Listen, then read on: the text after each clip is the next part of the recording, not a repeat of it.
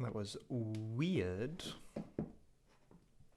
that I lost that permission, but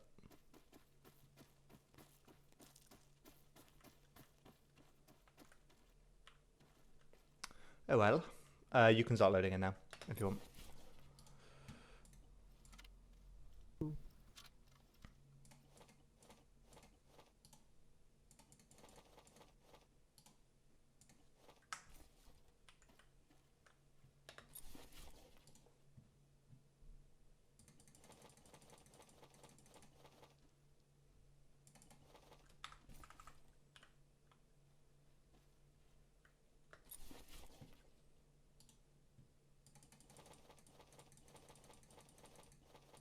Oh, we're on VT7 bit, by the way. Yeah, we are. Wait, are we? Someone's lied to me. I thought it was going to be Journo tonight.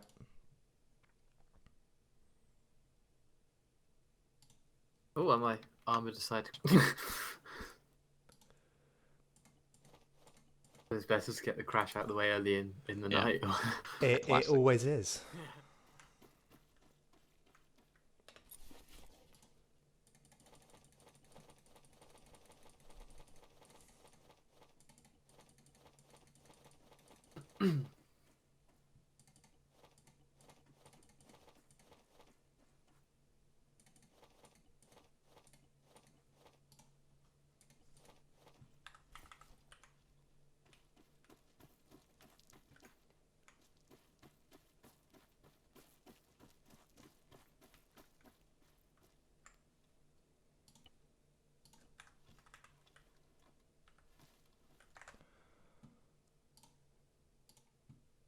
Let's just enable TVAR and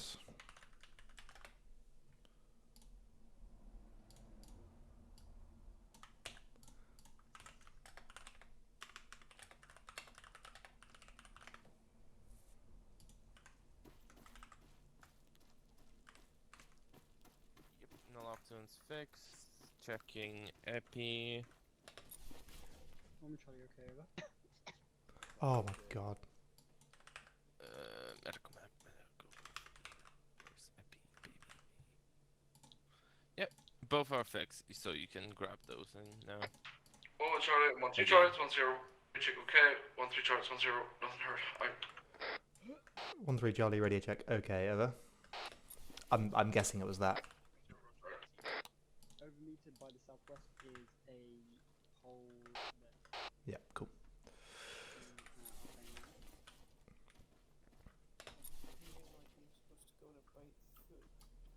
No, there's like a pole. A teleport here. Alright. Where? Once you have loaded the kit up, just head over. Aid, naloxone, and epi is fixed. You can grab those if you need it. Never use them. I just like to fucking. I don't need. Yeah, I need actually. I'm better. Take fuck yeah, use the naloxone. Hello, 1-0, this is 1-1 Charlie. Permission to step off training over. Damn, you're loaded already? The fuck? Really? Yeah, but who get? I've never had one person No, wait, what bombed or some shit. Fuck. A single time. Crazy. You have it. Well, Charlie, 1 0. You're okay to step off, just be advised. Your area's quite large and this map's a bit smaller than the other ones. So if Flight or 5-2 are in your area, unfortunately, or nearby it, just look at the draw, really. Out. Seaman hot mark. Reload in, Duffy. Head up yourself to the training area. There is at the training area for you guys to load up on.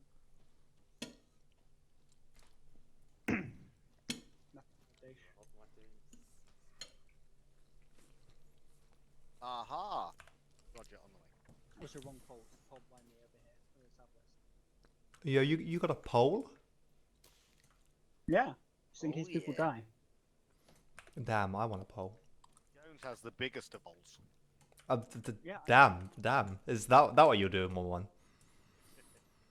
Also, I've already like set. No, if you go over to my area and look in the zoo, so I already set down like a ton of Correct pole, yeah. trenches. I've got a little fob set in. Like, come on. Oh, damn, you've been busy.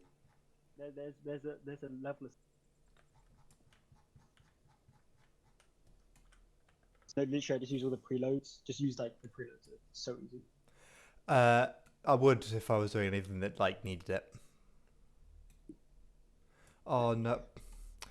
Oh, this stupid Zeus overlay. I can see everyone's. Oh, I can see everyone's FPS right now. Teleport. Torture 110 ND. Over. Did you fire then what? Or... No. Okay, cool. As long as it wasn't you, I don't care. Not any of us? No. No? Alright.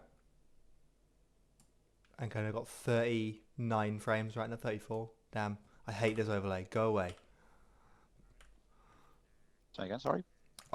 There's like a mod where if you're a Zeus, you can see the like client side FPS of everyone.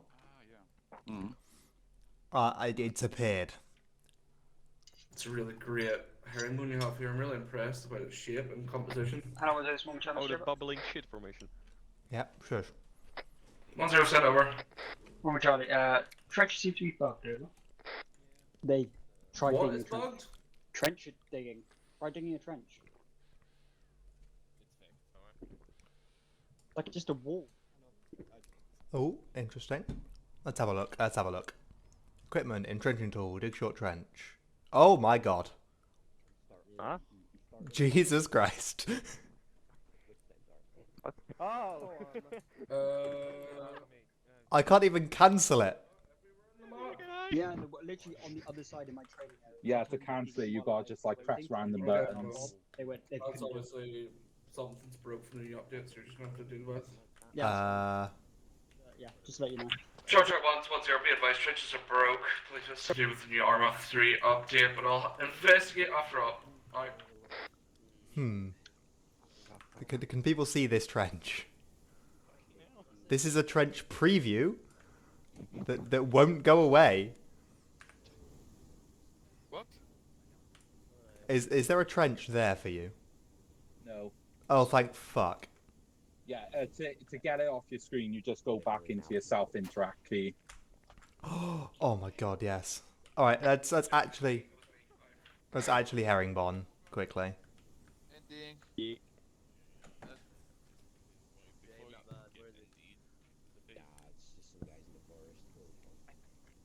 Left control mouse wheel up and down.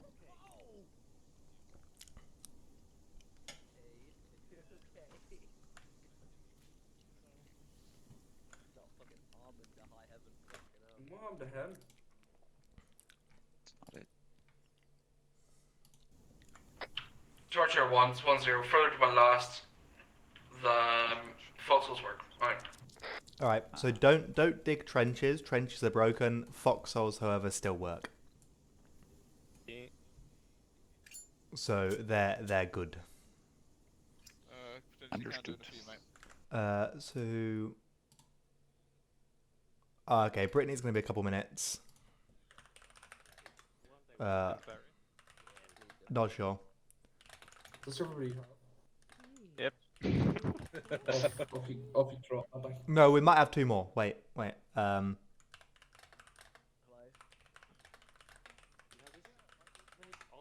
Cool. Be on secondary long range of Oh yeah. 60. Yeah, grab me. I thought you were going to be childish there with your long range frequency. Well, like my other frequencies are all actually are, but I can't tell you any of them because they're secret.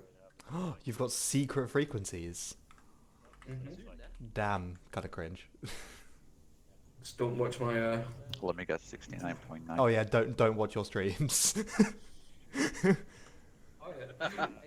How the fuck do you have 80 frames? How the fuck are you managing that? Why do you have that enabled? And I- it's also 'cause I'm a fucking decent PC. I don't know. It just appeared and I can't get it to go away. Am I getting the usual 6 anus inspection? Mm-hmm. Nice. Missed those. But yeah, if anyone knows how to turn the silly FPS overlay off,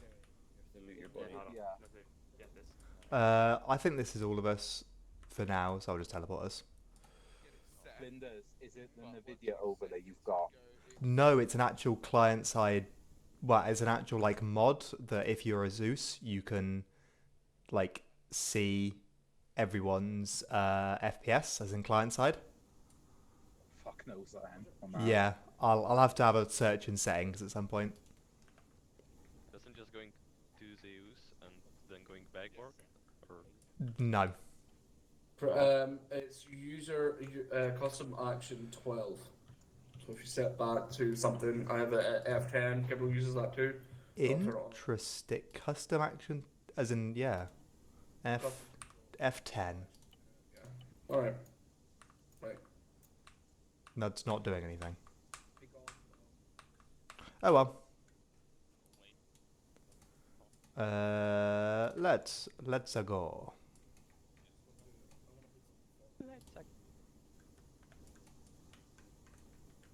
All right, so we've got a nice open field. So, yeah, as I sort of said in the channel, I've got a plan, but ideally I wanted more people for it and other people. But we're just going to push on with it. It's going to be difficult with 4 people to do at least some of it. So, oh well. We'll make do. So yeah, this is section training. We're going to do formations, spacings, maneuvers to begin with. Hopefully that won't take too long. Then we'll cover some basic medical stuff, as in just really quickly. And then we'll do the final bit. I'm hoping will be the final bit, time dependent. Will be ambushes, as in both conducting them and then obviously, you know, if you are actually ambushed, how you know, deal with that situation. So, which would be the best way to face? Let's just head over here briefly.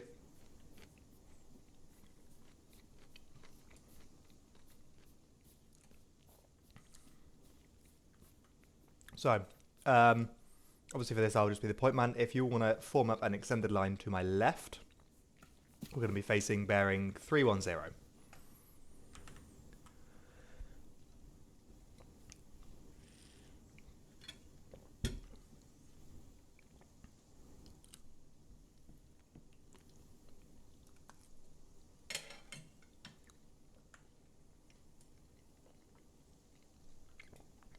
Alright, spacing between myself and Ancona may be a bit tight, but everyone else you look alright. Remember, you want to be that first black ring on the little track tack. you mean the second one? I do mean the second one, yeah, my bad.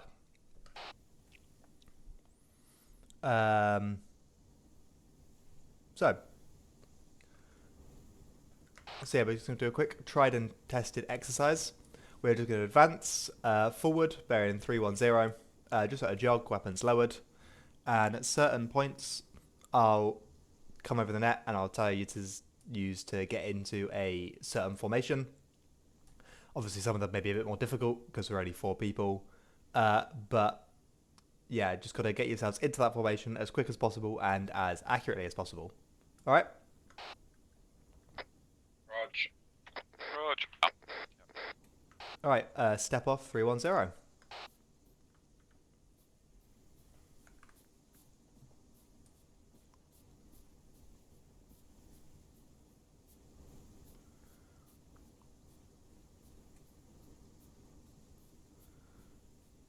Section Arrowhead behind Sunny.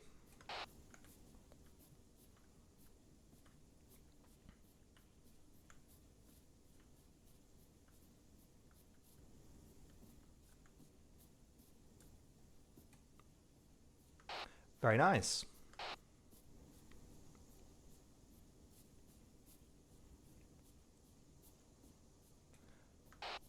Half tack left with delta up front. Sorry, right. I don't know my lefts and rights.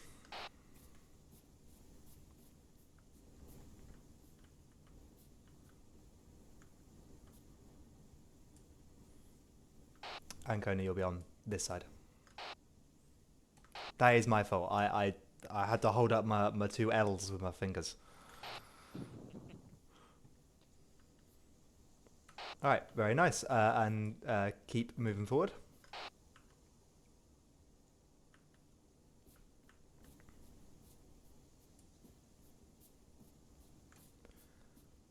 And finally, section column.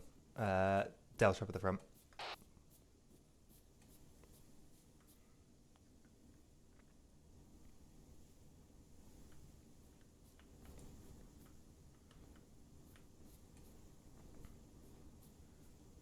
Alright, and we'll just hold it here.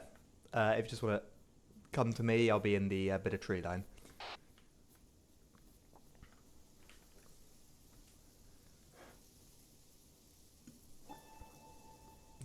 So yeah, obviously I tried to keep you on your toes a little bit there with some slightly unconventional sort of Charlie and Delta placements.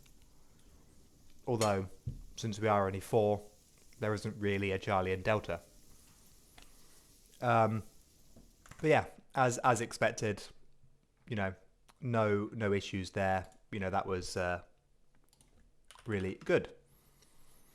And yeah, obviously, you know, formations not too difficult. They're pretty straightforward. Next, we have the section maneuvers. So before we actually go into practice them, I'll just, you know, ask some questions, test the theory. So technically there are 5 section maneuvers that, you know, we could do. Ancona, can you name any one of them? Extended line. As a formation, I'm thinking about an actual like maneuver. Oh, as a maneuver or standard form? Okay, so Yeah. half tack, one we just did. Sort of. I'm getting at the stuff. I don't know how to explain it without giving away any answers for any of the others. If we were doing a section attack, for example, we'll use some maneuvers to, I don't know, push up onto the enemy position. Right, okay. So I get what you mean now. So leapfrog? Yes, leapfrog is one of them. Blinding. Say again? Sounding? That is the second one. Sunny, can you name a third? The one I'm thinking of is, like he said, it's the half tack one where you have like one section left half tack. You'd have like 2 section in the middle and 3 section right half tack. I just can't remember the actual name.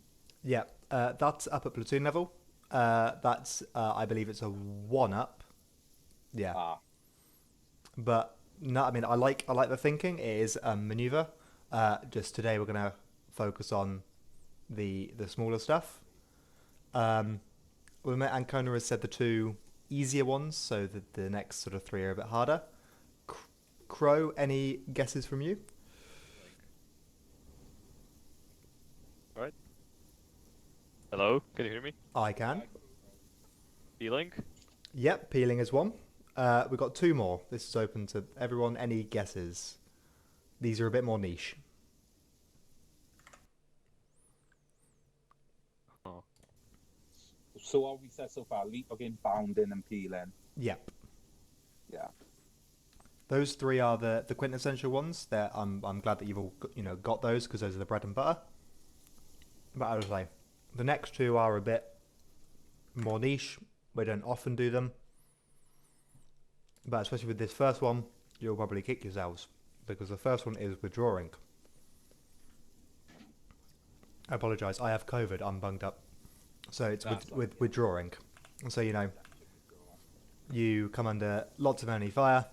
You want to pull back, but obviously you can't just turn and run, because you're likely to end up with more casualties. So we've got, a nice maneuver to, move away from the enemy whilst staying relatively safe.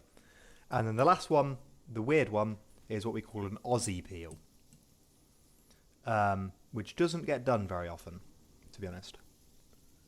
Is it the one that you will basically like yield from a staggered column? Yes. Okay. It's a bit strange, but yeah, it's another withdrawing maneuver, but as Crow said, when you're in a staggered column. Yeah, it's mostly used in like areas where there are mines outside of your road, so you are basically just like peeling onto the road. Yeah. But it Yeah, actually, mine's the great example. Obviously, you know, you want to be staying where you travelled because obviously there's going to be no mines there. Or even, you know, if you're thinking if you're in a staggered column, you could be in a city situation, a built-up area, and there's probably not room, you know, if you've got buildings other side, there's probably not room to do a proper withdrawal. But I'll cover the actual withdrawal itself in a bit. So firstly, leapfrogging and bounding. They are both very similar. Can anyone explain either how we do one or the other, or what are the differences if you're not quite sure how you do it, but you know the differences? Right. I know that one of them, the difference is you do it twice the distance, and I'm pretty sure is that the leapfrogging one, where you go further? Yes. bounding you basically push up, and leapfrog you push around, or not really around, but past them. Yeah. So I'm just going to draw some stuff on the map. So if you just want to open maps up, I'm doing stuff in grid 014-154-ish. You should see a blue line and a red line. Yep. All seen. All right. I'm going to use some unconventional colours just because obviously I want blue and red to represent Charlie and Delta. So say we have an enemy force up here, the green line. You know, they're engaging us from that position. And we want to push up and assault them. So we halt in our lovely extended line here. And then so firstly I'd suggest a bound. So what will happen is Delta, they'll get some SPF up towards the enemy position. I probably should use the actual SPF marker. Oh well. So we'll give that a go. I'm just going to draw it because I'm lazy. SPF. Meanwhile, Charlie, they will push forward. So that they'll end up, say, there. It's probably a bit far because on this scale they've pushed up 100 meters. You'd probably want to be pushing up 20 or so, maybe a bit less. If you think in your head, I'm up, they see me, I'm down. And just bear with me one sec while I teleport Brittany to us.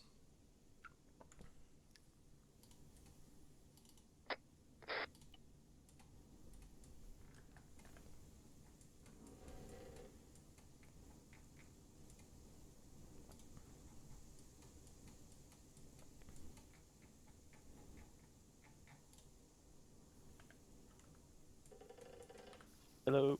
Hello. Alright, you haven't missed much. We've just done a little bit of formations. I think you're pretty good on that, Brittany, so no loss. We're just moving on to maneuvers. So at the section level, just for a bit of a recap, there are 5 maneuvers that we do. They are bounding, leapfrogging, peeling, withdrawing, and Aussie peeling. So we're just covering bounding and leapfrogging first. So if you open up your map, there's a nice big square labelled 1-3, top left corner of the map. And in there are some little blue lines, red lines, and a green line. Seen? Seen. Alright, so the blue is obviously Delta, red is Charlie, and for the purposes of this, green is representing the enemy. So let's say we've been, advancing north or whatever, and we've come into contact with an enemy force. I call up a section bound so that we can push up and deal with it. So say Delta, they'll hold first and they'll get out some suppressive fire onto the enemy. You know, get their heads down, make it safe for Charlie to move. Then Charlie will get up, they'll run. You'll probably hear me talking to Paul over the radio, or talking to you over the radio if you're in Charlie. It'll be, you know, Charlie up, and then I'll call Charlie down. And then for Paul, I'll call Charlie set, so that he knows when it's his time to move. So Charlie will set up on this next red line here. Once they've done that, it's then Charlie's role to start shooting. And as soon as Delta hear Charlie set, well, obviously, you know, as soon as Charlie hear that, they'll get down, they'll start shooting. But then Delta, they will push up in line with Charlie. As I said, obviously this scale is a bit wrong because we're doing leaps of 100 meters each time, but it's just easy for demonstration. So Delta will push up, you know, Delta up, Delta down, Delta set. That is when Delta will get their SBF going, and then it'll be Charlie's turn to move. And you repeat all the way until you get to the enemy or I tell you to stop. One after the other. So you just do it in steps. So as in Charlie move, Delta will come up in line. Charlie move, Delta come up in line. Pretty simple. We do it a lot of the time. Leapfrogging, however, as Sonny said, is where you go twice the distance. Well, all apart from the first movement and the last movement. So again, we've got Delta laying suppressive fire. Charlie are going to move. They'll push up, say, to here. Then Delta, instead of setting up in line, they'll go to that position. So in this instance, 200 meters. Obviously, this is more aggressive because, you know, you're going to be stopping less, so you'll cover more distance, or you'll, you know, cover the same distance quicker, depending on how you want to look at it. Once Delta has stopped, then it's Charlie's time to move. So again, they will move their 200 meters and they'll push up past Delta. And now, because we're pretty much on the enemy position, we do another, in essence, half movement. So Delta will move up and they'll then set up in line with Charlie again. So you've just shifted the whole extended line north. Obviously this is, you know, BIT level stuff, so I'm hoping you're all good with it. Yeah. Cool. We will do some practice of it in a sec, maybe with some live fire. Who knows? So the next one is peeling. Can anyone explain peeling whilst I stick some markers on the map?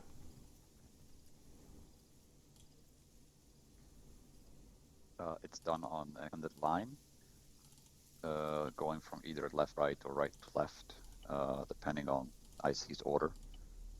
First man peels, so it's behind the line, the extended line, way down the last man, and then so on. Every man peels, goes behind the other man, and so you end up shifted either left or right. Yeah, very good. So as I say, I've put this time some dots on the map to represent individual section bods. So yeah, grids 0, 1, 4, 1, 5, 5 again. So again, I will just do a nice green line. Say we've got some enemy force here-ish, right? Delta, they've got great eyes onto this target. They can light it up, no issues. But Charlie, however, whether this, you know, tree line be a bit too thick or whatever, they can't really spot it. And also, even if they could, this is quite a sort of extreme angle to be shooting at it. It's going to be a bit ineffective for them. So what we can do is we can do a section peel. So we'll probably do a peel right. So this means you're moving, you know, to the right, but you start from the leftmost man. So what he'll do is, so imagine he's facing north like this. they will come up and do something like that. So they'll stand up, turn up away from the extended line. And the reason that you turn away is, if you're in contact, if you're shooting, your finger could still be on the trigger, especially in real life. You might accidentally flick it, you might accidentally click your mouse, whatever. And if you're looking away from your section members, then, what harm is an ND? There's no risk of hitting someone accidentally. Maybe someone in another section, but, they don't matter. So yeah, they move, and I'll move the dot. They set themselves up at the end of the extended line on the right-hand side. And then it's just a repeat. So the next man does it, and then the next, and then the next. And once that's been done, that's Charlie peeled. And that might be all you need. You could call out, Charlie, peel to the right of Delta, and then just Charlie will move. You can do a whole section peel, and in this case, Delta, they'll do the same. So they'll end up, over here. But in this very hypothetical situation, we wouldn't want to do that because now Delta have that awkward firing angle. So if I just move Delta back, so obviously Delta's like this, and now everyone's in a better position to be getting the fire onto that enemy force. Again, BIT, AIT level stuff, hopefully fairly simple, and you will know it. So we now have the two slightly stranger ones, I think is the best way of sort of describing it. So again, we are going to draw a nice green line for our enemy forces. I realise green might not have been the best colour. We'll do yellow. That's better. So yellow is the enemy force. And we are in an extended line. We're engaging with this force. Right? So Charlie on the left, Delta on the right. And, the enemy force is overwhelming. They've got too many guns, it's too big, we're outnumbered. We've maybe got a couple of casualties, or a couple of injuries, stuff like that. And we think it's time that we pull out, we withdraw, so that we can get into a better position, we can break contact, and we can, assault the enemy from another location or get support from another section or whatever. The first step, actually, does anyone know what the first step is in a withdrawal? Pop smoke. Exactly. So, we'll get a nice smoke screen in front of us, like this, to give us some concealment between the enemy force and us. And then we'll effectively do a leapfrog, but backwards. So Charlie will continue to shoot through the smoke, suppressing this enemy force, whilst Delta move backwards. They'll end up there, for example. Then Charlie will move past them, whilst Delta is now engaging the enemy force.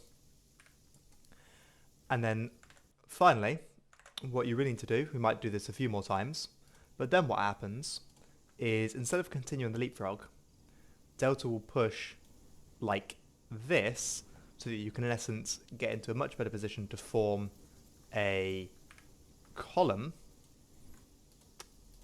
so that you can withdraw from the enemy with as small of a profile. Because if the enemy try and spot you, they're at most only going to see one sort of person wide. They're going to think, maybe we got everyone or whatnot. So, as I say, we don't really use this very often because, most of the time we can deal with a lot of enemy forces. We don't come across too much that's overwhelming. But it is important to know. Yeah, we're just Yeah, exactly. And, well, I think now it's even more important. Now that FSG have got their 155 mils, or sorry, 105 mils, you know, maybe it's Platoon's decision that, you know, they don't want us to waste loads and loads of rounds on a, you know, company of enemies. They'll just withdraw us to a safe distance and then just get FSG to smack it with artillery. So, sometimes withdrawal might not necessarily mean you're being overwhelmed. It just means you need to, you know, move away from the enemy in a nice, safe manner. So again, hopefully not too difficult. And finally we have the weird one. Is there a nice straight bit of road that I can use? Yeah. I'll use the bit of road in sort of grid 020149-ish. And I'll get some dots that show us in a nice staggered column, for example. We're getting some. There we go. So, nice staggered column. We're moving. So, you know, we're moving up this road that way. You know, we're going wherever we're going. And we imagine, let me just draw some markers. Imagine we've got, you know, buildings either side, for example. Or we've been told that there's, as Crow mentioned earlier, a threat of IEDs off the road. If we get contacted from an enemy force, say, you know, they're up there, maybe in some buildings. Obviously, there's no big cities in the bit of area that I chose, so we'll have to use our imaginations. And they're lighting us up. And we need to pull back. Now, because the buildings, we obviously don't have enough space to get ourselves into a nice extended line and withdraw as we did previously. So we do an Aussie peel. I'll actually just move these markers so they're a little bit wider so it's easier to see. So, what is an Aussie peel? It's effectively just moving your staggered column backwards. So again, the first person, he'll come onto the road further back. Onto the road, and then he'll move through the line of infantry and take up his position back here. The reason that he comes into the road is because the two men now at the front have uninterrupted, you know, sight lines to engage the enemy force in front of them.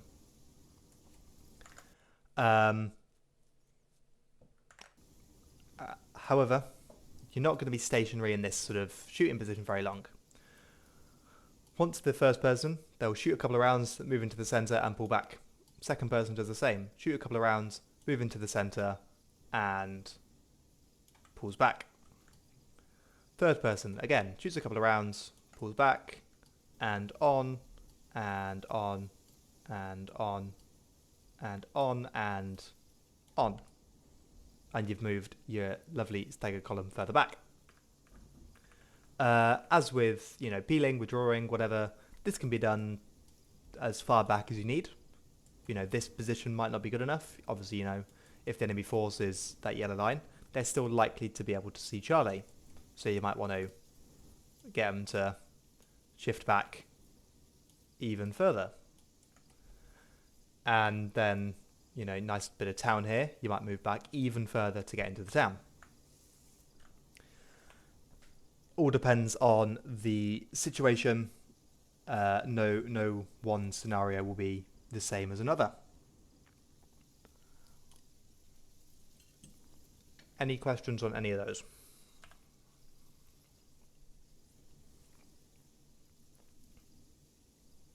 Good. So. Sorry, I have a question that came to my mind. What kind of order would you...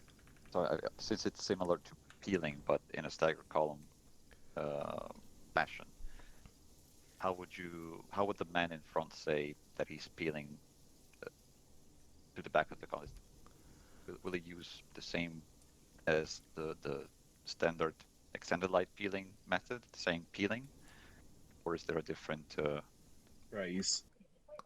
No, you can use peeling, although with an Aussie peel, it's less important.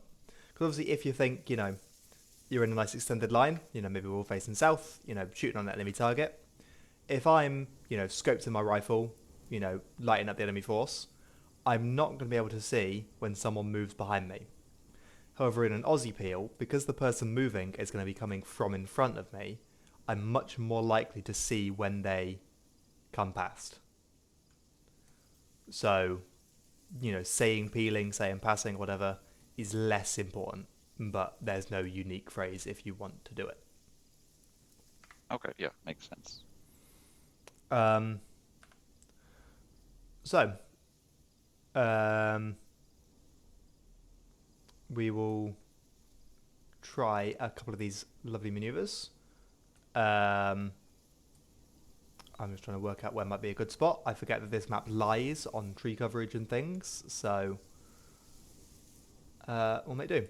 All right, we will get set up in an extended line facing northwest in this bit of tree block. We'll have Charlie on the left, Delta on the right. You can set up off me. I probably won't be as active in this because I'll be spawning enemies down and things. If you just want to get prone, because I'll spawn some enemies and we will be bounding or leapfrogging towards them, depending on my calls.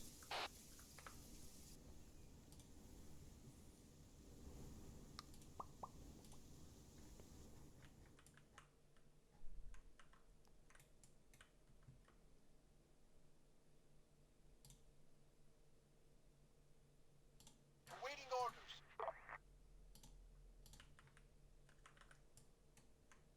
Understood.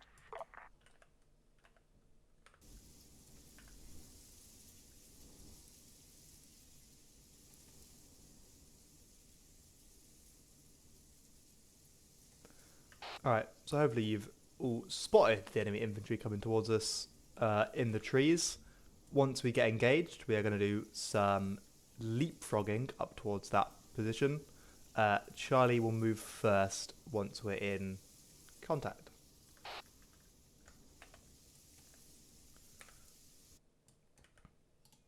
Understood.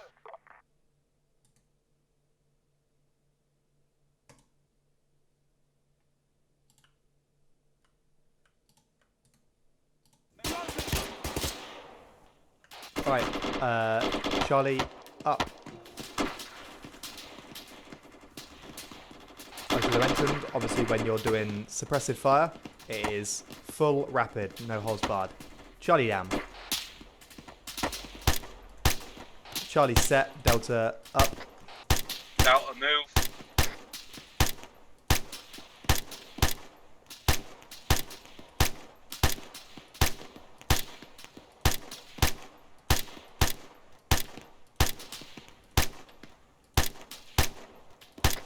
Delta down. Alright, Charlie up.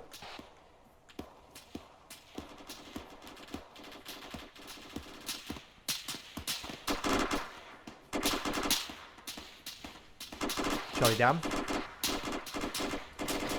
Delta that. Oh, reloading. Delta move.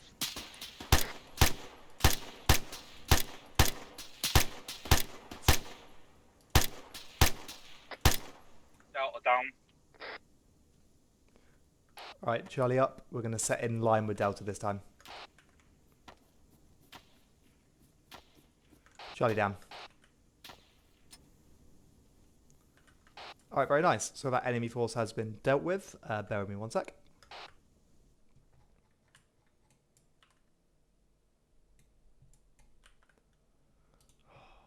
Why the fuck? Ready for orders. On the way.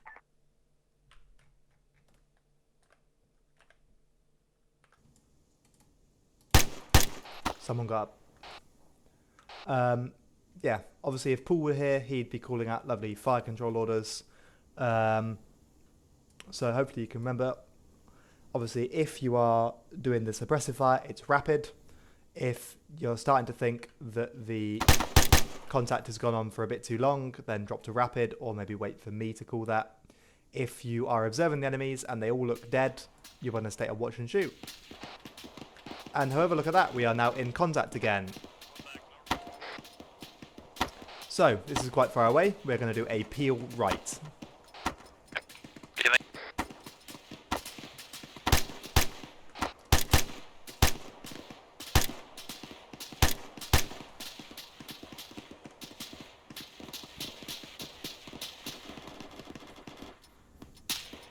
Peeling.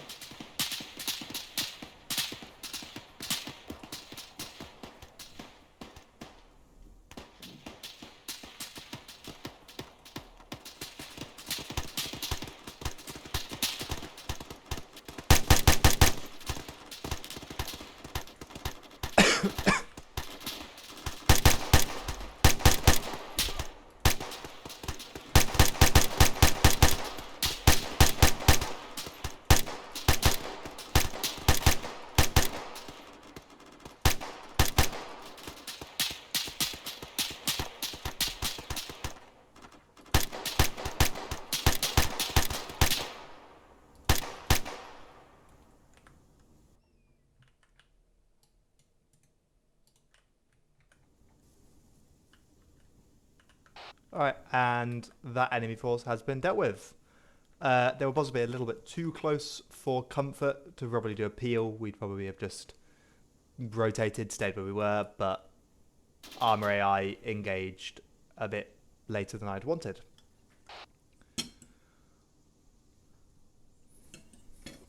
But again, that was very good from all of you. No real complaints from me.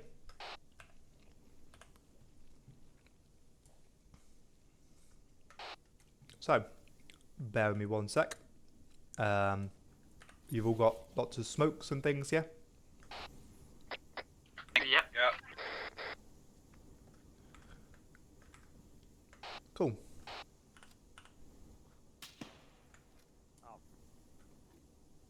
Contact west, direct. Yeah, I'll probably just delete this AI that I've dropped.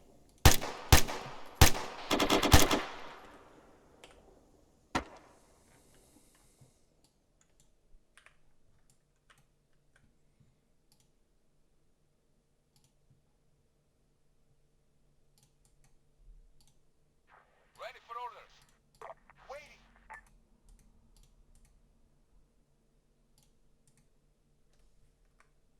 Yield, please. Awaiting orders.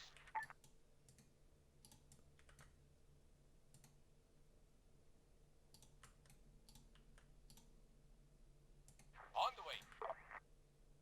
On the way.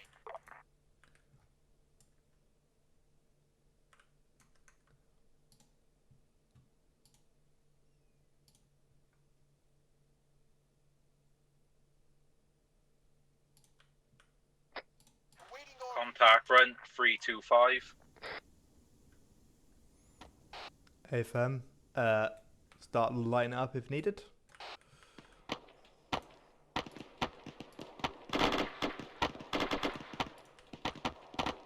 Ready.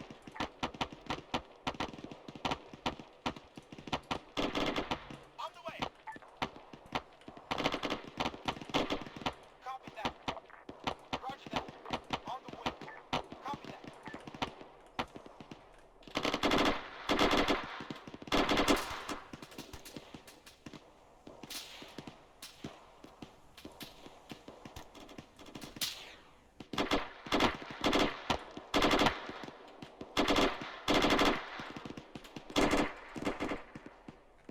Sunny, stood up. Sunny's CSP T1. Hey, firm. I have contact to my northwest, so I think we are going to do a withdrawal. We don't have many people, but Brittany, when we start moving, if you pick Sunny up. Roger that. So obviously the first step to a draw is chuck smoke front.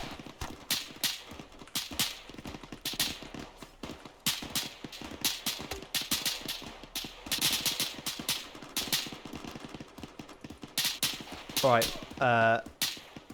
Ancona's gone as well, so I'll probably just Susil people so that we can actually try this.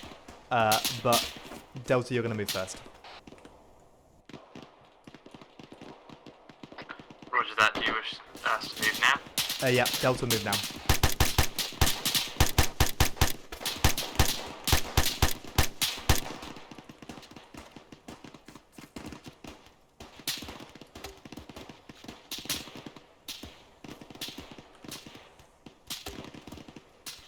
Yeah, Delta down. Alright, Delta, rapid fire, Charlie, pulling back.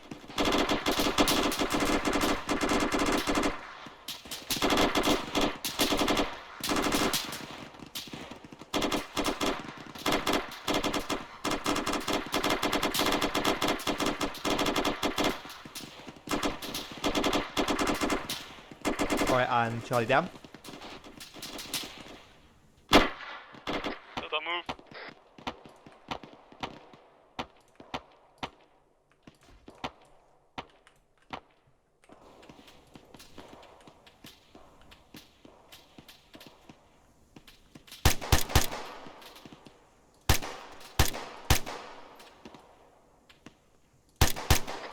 Delta down.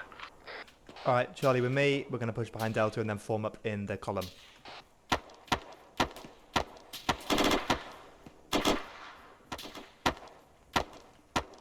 Going to be moving into the tree line on the east. Charlie set, Delta fall back. Roger that.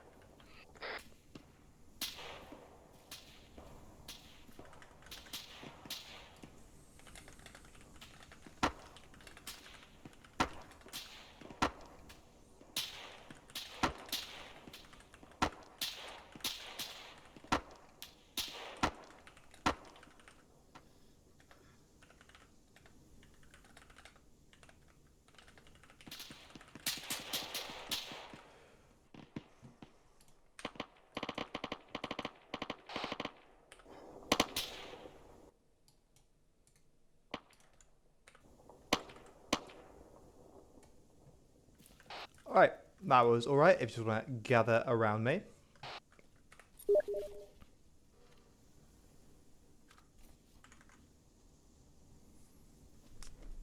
Just one sec, I'm just messaging McCarthy. I'm gonna be armed if possible. Yes, what do people need? Smoke grenades and Say again? smoke grenades and green mag. Yep, and 762 for me. Alright. Oh, hello, McCarthy. Hello. Hello. Hello. Oh, I'm looking in the wrong section for supplies. There we go. So, I had to give you one of those.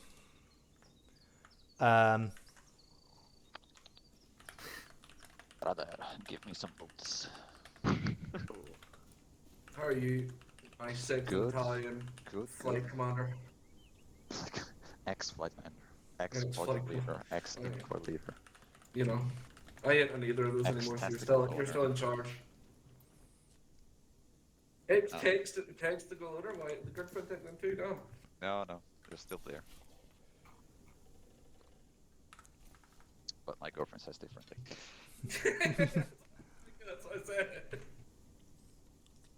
Anyway, how are you, McCarthy? He's gone. Good. I am Okay. Sorry, I'm reading messages as well. There's just FYI, you can't peel as a form of withdrawal. Withdrawal isn't just bound backwards. I know, but I wanted to. I know. Just telling you how to do your job. Don't worry about it. Oh yeah, charming. I'll say I know. I just wanted to try the quote-unquote classic withdrawal. No, Phil. What are you doing? You want to stand on this man until he stands up? Yeah, I mean, Because I'm still packing my magazines. One other thing, lads, just to note, a couple of times there, fire wasn't great because I was one of the enemies shooting back at you. So, and also belt buckles when you're in the open. Just some points of advice because if I was a Zeusser and actually assisting you there, I probably could have been able to shoot you. So, just remember, once you get back on the ground, get that gun up, get the rounds out. Yeah. Yeah. All right. Okay. but yeah. Also, I mean, part of it was on me in terms of the fire because trying to be in both Zeus and on the ground, it's a bit difficult to do both at the same time. And also, McCarthy did mention to me that the smoke coverage was good, but we need to keep replacing that smoke every couple of times we pull back. And in fact, I saw you doing it. I would have done it as well, but I didn't grab any handheld smokes at base, so I only had 2 on me. I had run out, otherwise I would have done a few more. I knew I would use them. Yeah. So I was down to my 40 mil, which obviously you can't pop off as quickly or even as close to you. On the whole, yeah, it was good. If we had, full 8 people and it was a proper op where, my full attention would be on the enemy, then yeah, I think that would have gone very, very well. So we'll just go find a bit of road, 1 sec, and we'll try an Aussie peel with a bit of contact.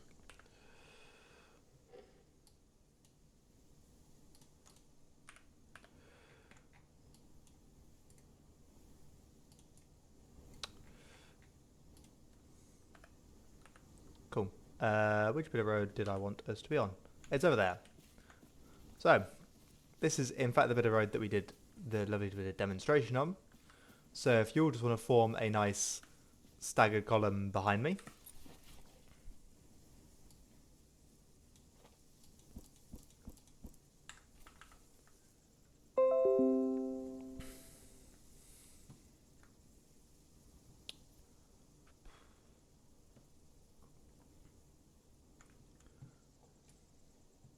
Alright, looking nice. Possibly not the best position for enemy contact, so we'll have to do this one without an enemy contact, but I still want to see people shooting. I'll give the quick demonstration. So, say we've come into contact, and, I call up, section Aussie peel. I'll pop a couple of rounds, and then I'll move into the centre of the road like so. I'll probably then turn around and start legging it. As soon as I've passed Ancona, he will do the same. So as soon as the person in front of you passes, you pop a couple of shots. I've just forgot, we got an odd number of people. This is slightly awkward because of the odd number of people. You're gonna end up on the opposite side of the road to where you were originally.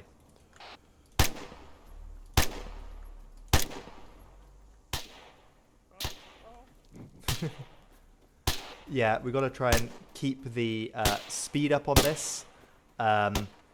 Obviously, I think in this situation, because there's not many of us, maybe wait a second or 2 after the person has passed. Just to give everyone a chance to get set.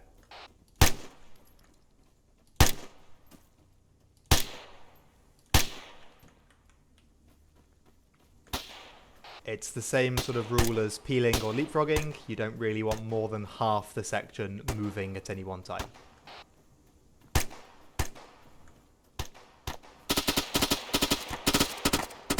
Alright, and I think we've gone far enough. So once we've reformed the column behind me, we'll hold.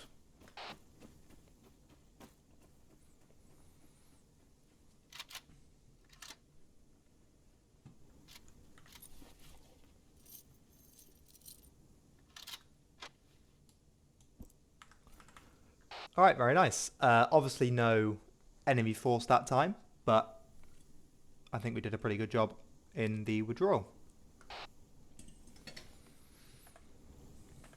So, I will just quickly go over little bit of medical stuff. Then you can have yourselves a break, and then we'll move on to the ambush section. So just like gather around once again. Beret going back on.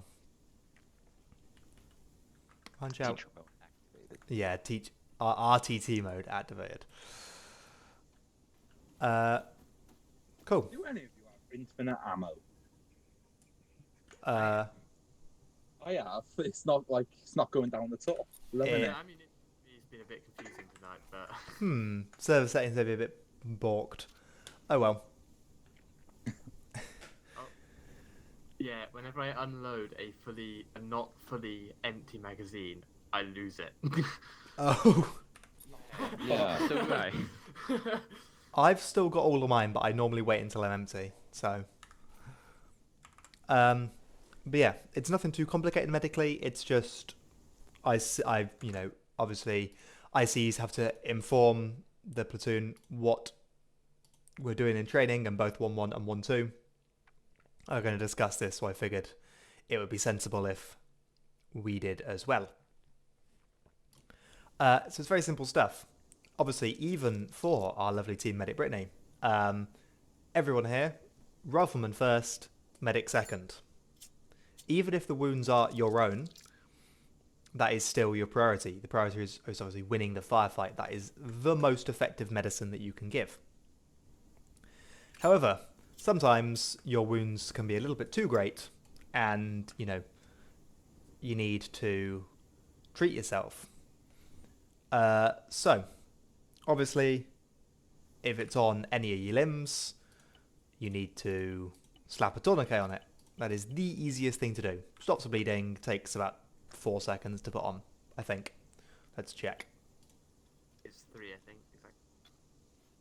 Yeah, 3 or 4, something like that. I think you're right. I think it is 3. Lovely and quick, and it will stop the bleeding. You can forget about it for about 5 minutes, maybe more if you don't really care about the pain. If you all carry Penthrox, I recommend it because I think you don't have to have any of the medic perms that say Brittany will have to use Penthrox. It's very good at getting rid of pain. It does take a while to administer, but it's good. It's very good. Yeah, just a fun fact, you can die from it. I don't know how it's set on the server, but if you don't take it off after a certain time, you can just die. Yeah. Interesting. Yeah. I normally just do 1 puff of the Penthrox, so just click as in when you're in the medical menu. If you select your head, you'll see a medication pop up. If you've got Penthrox, it says use Penthrox inhaler. Just 1 puff of that, just click it, let it run. That's normally enough to subside your pain. Any more, it's probably because you don't have enough blood in you.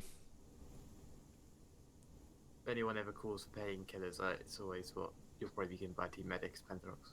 Yes. I think platoon medics have some more advanced painkillers, but that they only use those to make themselves run faster. As in, I'm pretty sure all the platoon medics do is just take drugs. Pretty sure. Yeah. As in, I do know for a fact that I have seen the medics take speed so that they can run quicker. That's an actual thing in the mod. It is fun. So yeah, on the limbs, slap a tourniquet on it. Literally the easiest thing.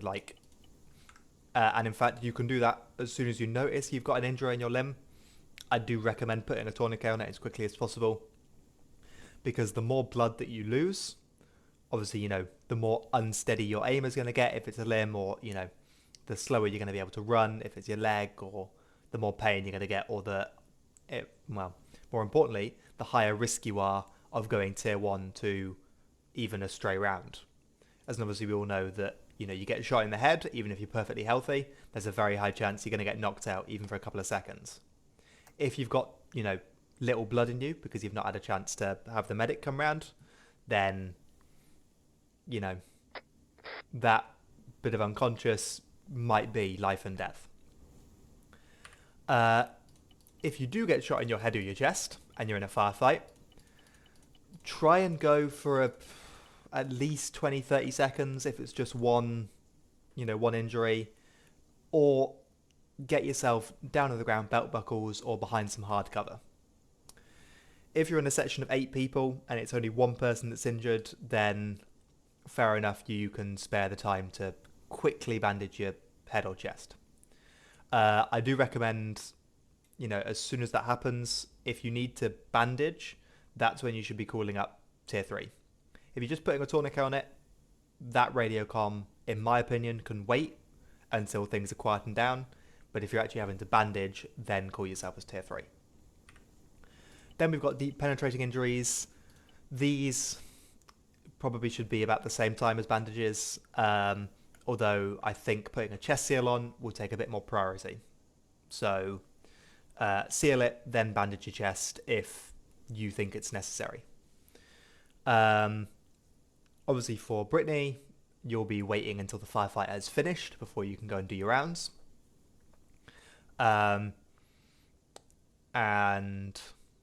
yeah, not sure what else I need to cover. Oh yeah, if we are maybe on a stationary position and some people have gone tier 1 and there's not much contact or other sections are dealing with it, if needed, you can have 2 people working on one body at a time. I think that is the absolute max that you should ever have. And ideally, leave it to be the platoon medic and the team medic, or if the platoon medic isn't there, someone who's at least got the medic qual. I know, obviously, it's only the team medic who's got the medic perms, but if you know the steps of what you need to be doing, then you can be useful. As in, if you see they've got a blocked airway, you'll know what to do. If you know heart rate, no pulse, you'll know what to do. Everyone else is the usual, keep your guns out, make sure that you don't get any more tier 1s. Again, carrying corpses, platoon medics or team medics are the best. And then I think next priority would be myself or Paul.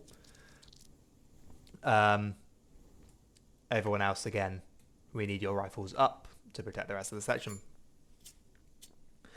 Oh yeah, one final thing about tourniquets. If you keep a tourniquet on your legs for too long, you'll stop being able to sprint. So keep that in mind. Your arms is less concerning. Your weapons will sway a bit more.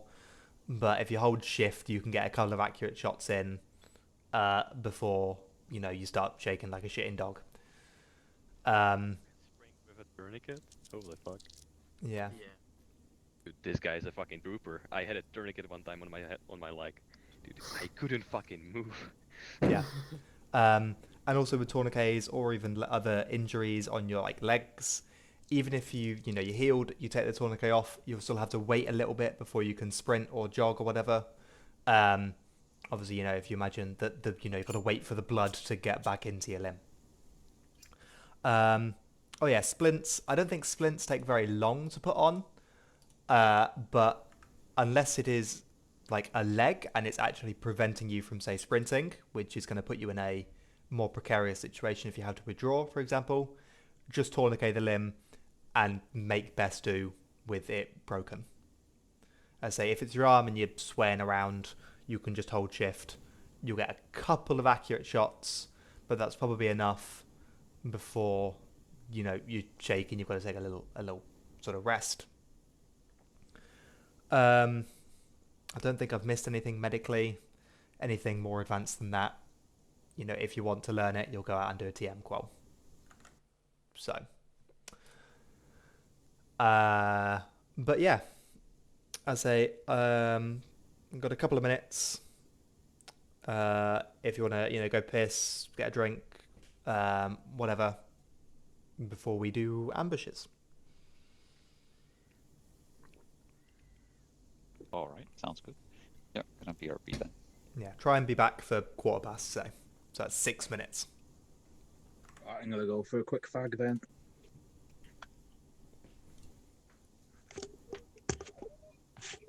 Wait, what?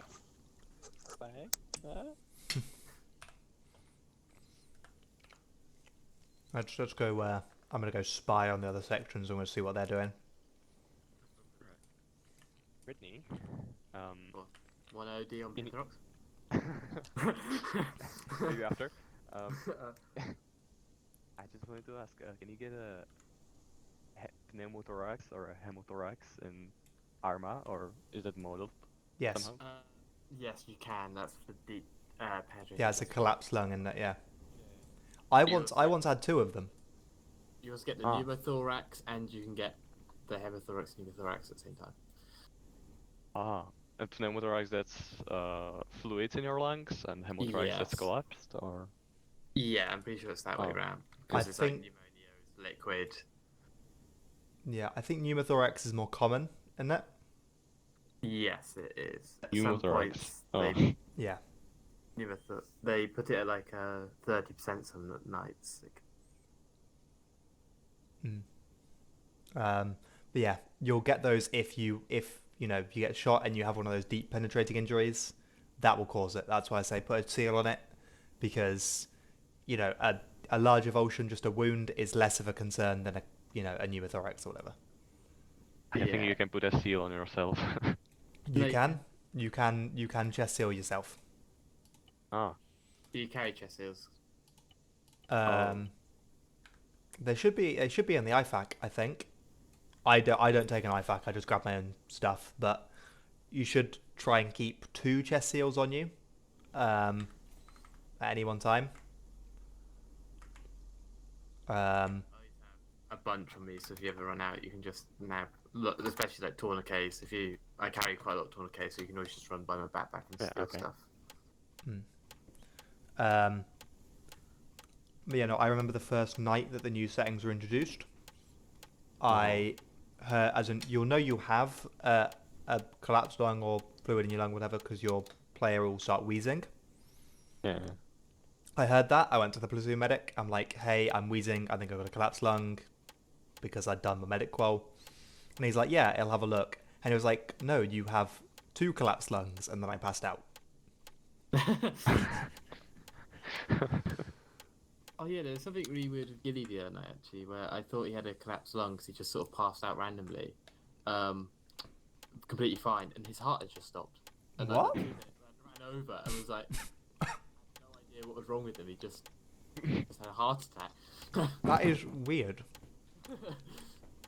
I've never heard of that saying. It was so strange. So watch out for that if you live Yeah. an unhealthy life. That's when you're just walking along in a staggered column. Someone just drops dead with like a brain aneurysm. Yeah. It's scary if you think about it. Yeah, watch out for armor life. Gotta eat healthy.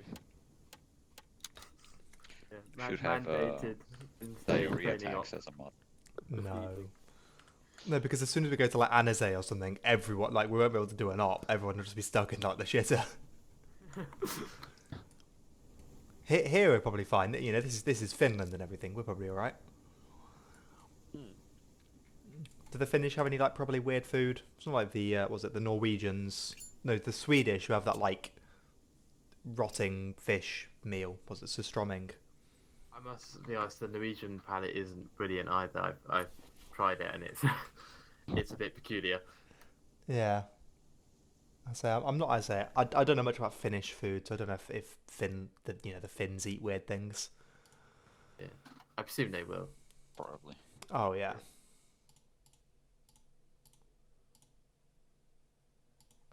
Being that far north does things to you. Yeah. Well, not seeing the sun for 6 months of the year. If you're right up north. Also, you just eat wrong for a laugh at that point. Like, what else are you gonna do? Yeah. Well, they also I can't remember which one it's from, but they also have salted licorice. That seems weird. Salted licorice, yeah. Yeah, like you're taking licorice, which already is a very, acquired taste, and then arguably making it worse with salt. Yeah, I can't quite get how my head around how the flavors would work there. Yeah. Apparently it's Swedish. Oh, it's Swedish. Okay. Doesn't surprise me. Used as a cough medicine. I need some of that. Goes on Amazon, buys a fuck ton of salted licorice. Well, I mean, I don't even like licorice. For For anyone who wants to know, that Lieutenant Dan survived on the boat in the end. Did he? Yeah. Oh my god. Power play. The boat is ruined, but he survived. Alright, so yeah, I think this is a sign that we're all back. So I will quickly teleport us to a position that I vaguely have in mind. We'll do the being ambushed bit of training first. This obviously isn't the map that I think is great for it. There's not a lot of verticality. There was one spot that I had in mind for Cherno, which would have been great, but we're not there. So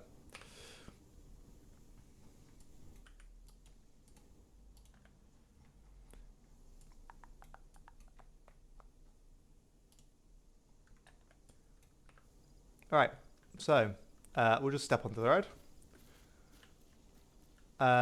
So this is not an ideal location, but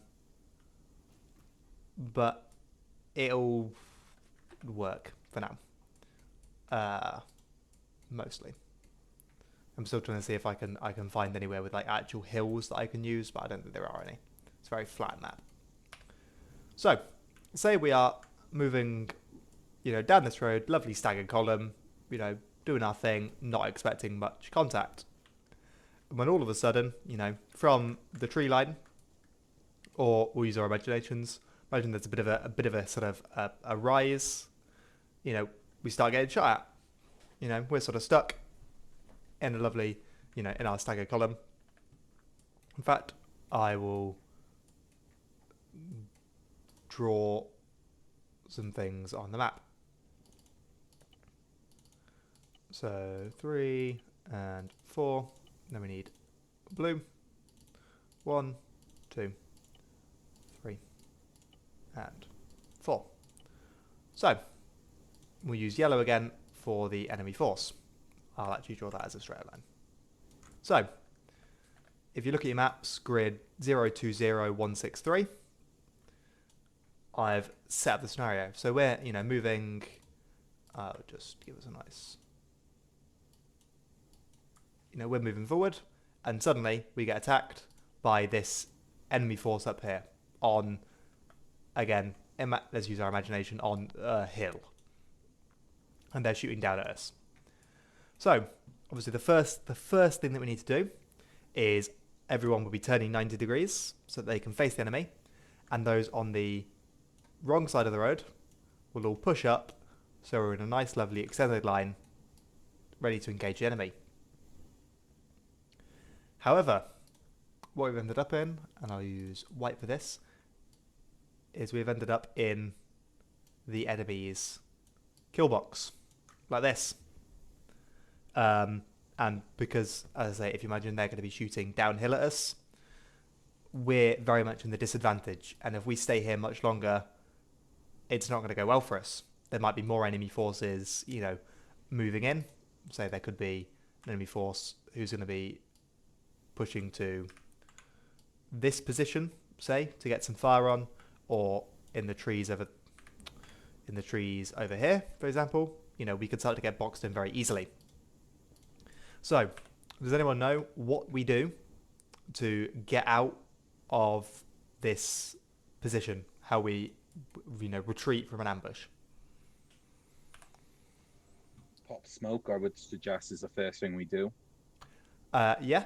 Smoke is, smoke will never go amiss. But there's... Maybe peel to the, left of Delta. Got it in one. Well, not necessarily to the left of Delta, the whole section will peel, and we'll keep doing that.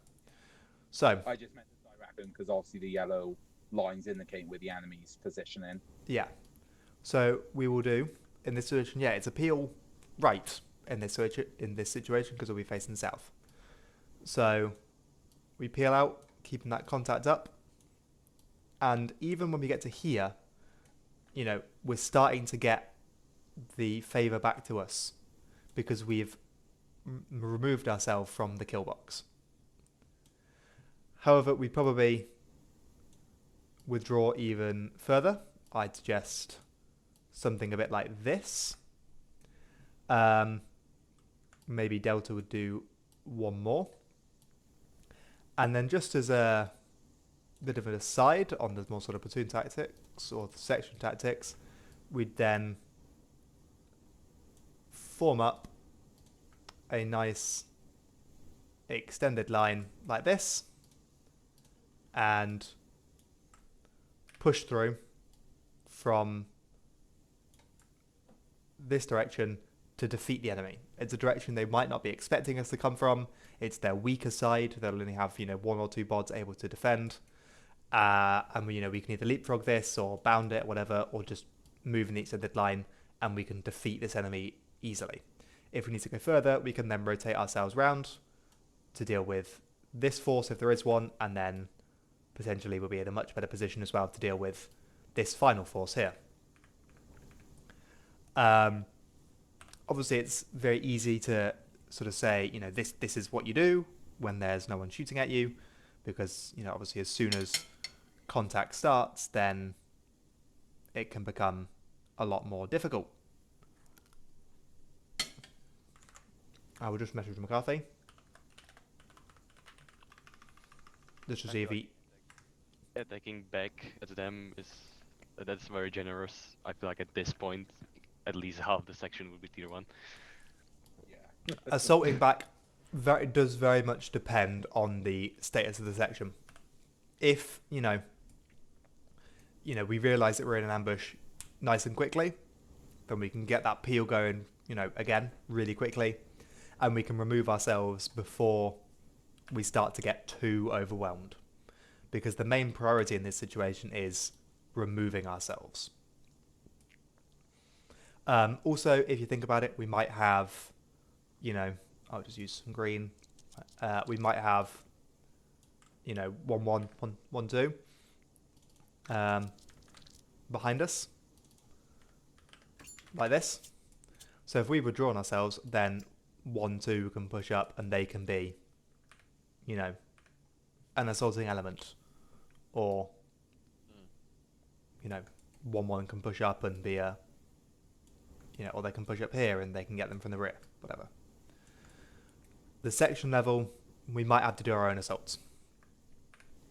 Again, it's all situation dependent.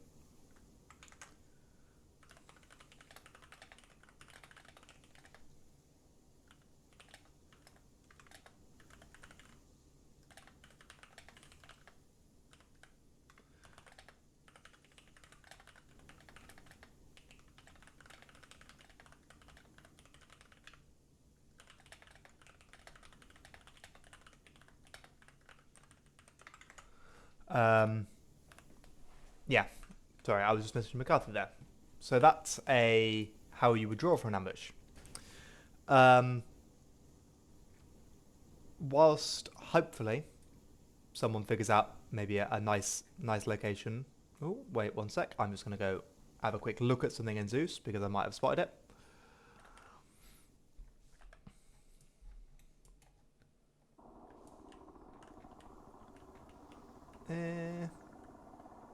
Yeah, that'll do. Cool. So yeah, I found a position. So 0, 1. Oh yeah, that'll work. So yeah, there's 2 possible locations for ambushes. So yeah, we'll go. What's the time? Yeah, we'll go. Well, obviously it's going to spoil the surprise, but we're going to go be ambushed. But obviously this is a training, so you need to at least know what's coming.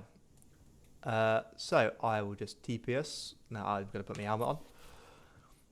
It's possibly the most sensible option.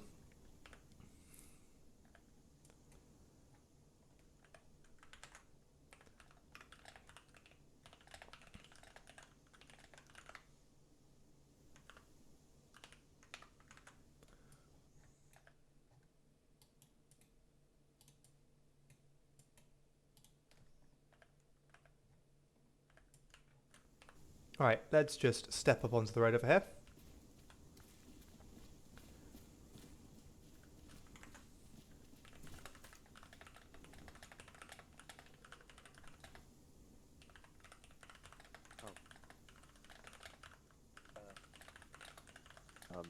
Which way? Oh yeah, that's a good point. Once, yeah, we're gonna be going north. I'll be up at the front. We're gonna be going north. So we're just gonna proceed down this road. Cool. So I think I'm on shout, but whatever. So we're gonna proceed down this road, and at some point, that'll be the surprise. At some point, we will be ambushed by enemy forces, and we need to, react accordingly, withdraw out, whatever. So if you give me 1 second, whilst I just get a little bit of setup done so that someone else can actually come and Zeus it, we'll step off.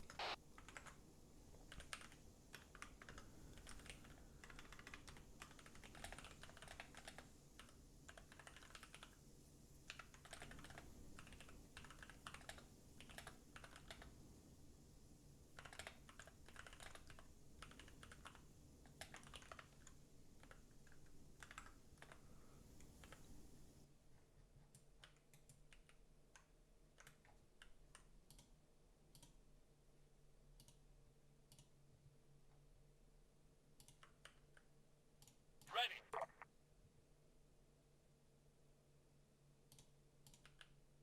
Roger. Wilco.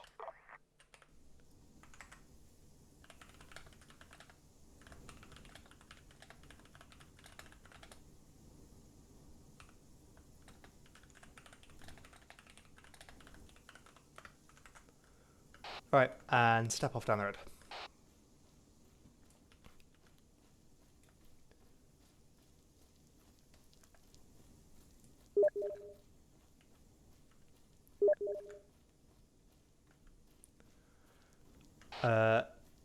I might be messaging McCarthy, so if I stop, just bypass me, I'll sprint up.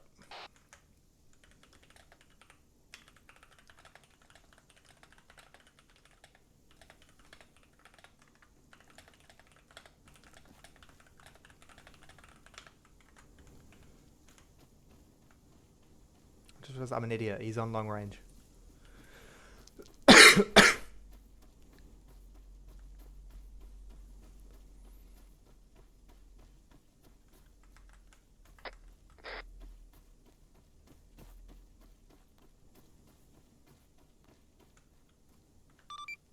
Radio check 60, over.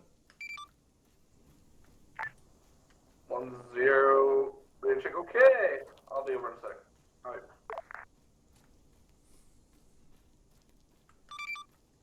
Didn't want to do that.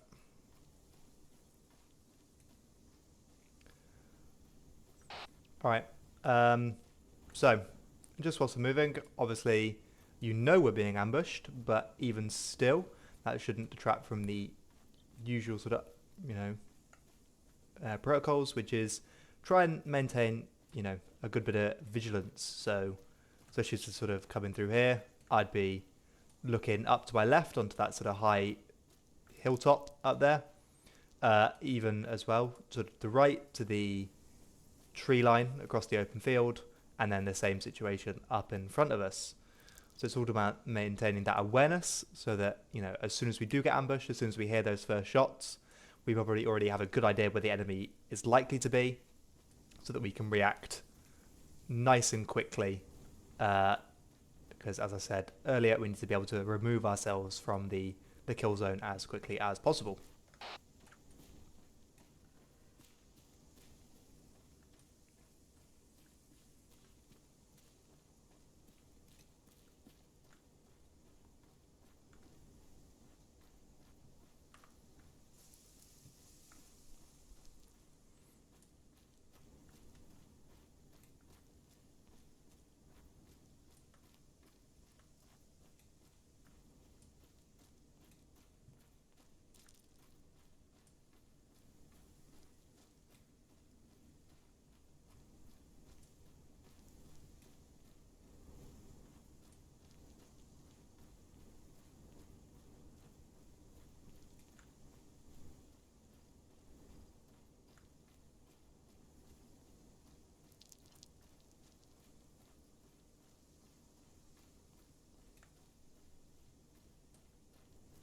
The suspense is literally killing me.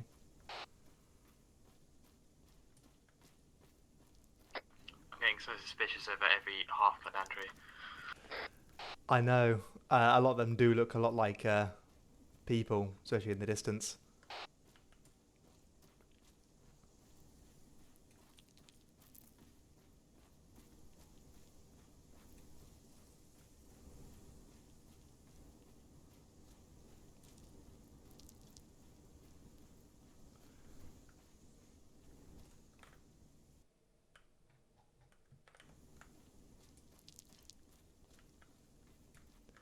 Also, these buildings, they could be a very good position for an enemy to ambush, so... Contact left. Section rapid fire. And Kona tier 1. Roger that. Alright, we are going to chuck smoke front, and we are going to peel left. I will try and pick Ancona up. Pop smoke now. Throw the smoke. Keep the rapid fire up. I'm peeling. I'm going to grab Ancona.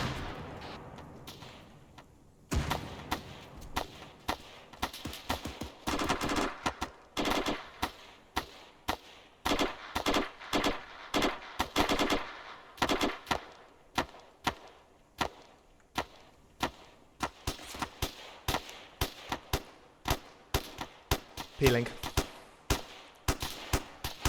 And just keep this peel going until I say so.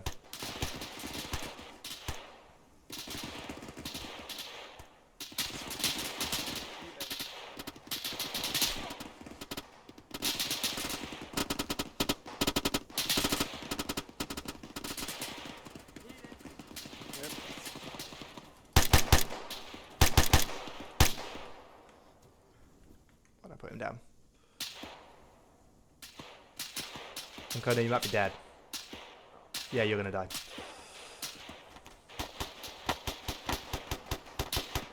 Peeling.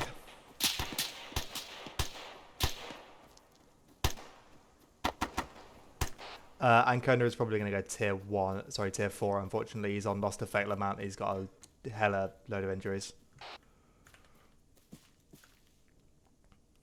Alright, once everyone's set up on my left, just hold position.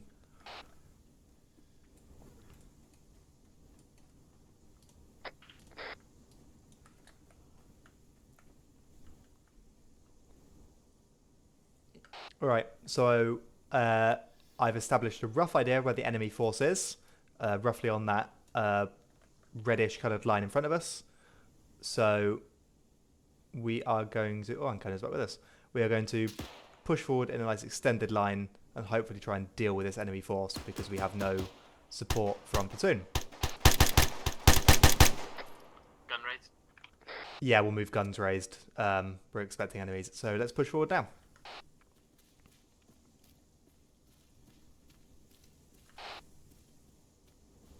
Oh, got a stupid glitch again. I've got the fucking glitch again where I'm just one-handing my rifle because it thinks I'm constantly on radio. Contact left somewhere. Yep, northwest. 310. Yeah, seen. Is due west from my position. Alright, we'll start a bound. Charlie, suppressive fire, Delta, push forward. Roger. Delta. Oh, have you not fucking...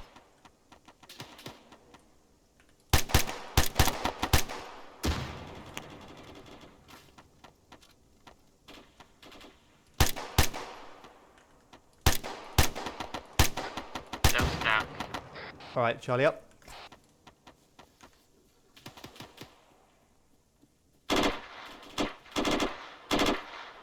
Charlie, we're going to leapfrog Delta slightly so we just get on the bit of crest.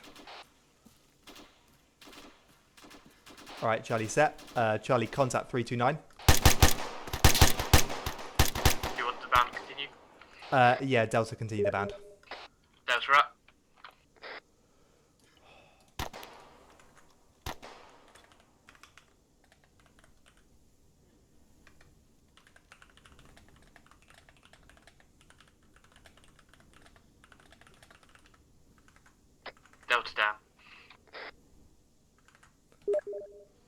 All right. Charlie up, and we'll set in line with Delta. I believe the majority of this enemy force has been dealt with.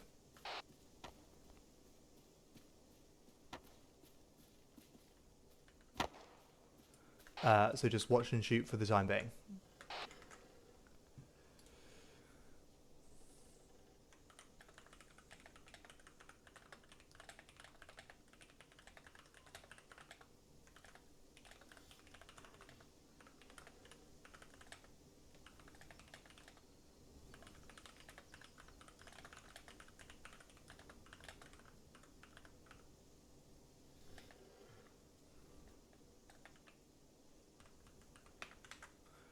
Alright, cool. I'll get us all to Susil.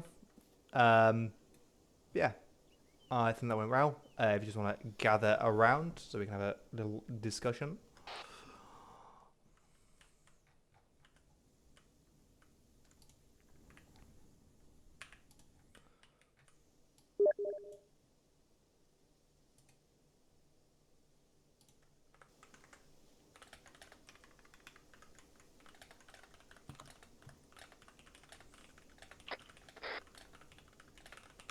Cool.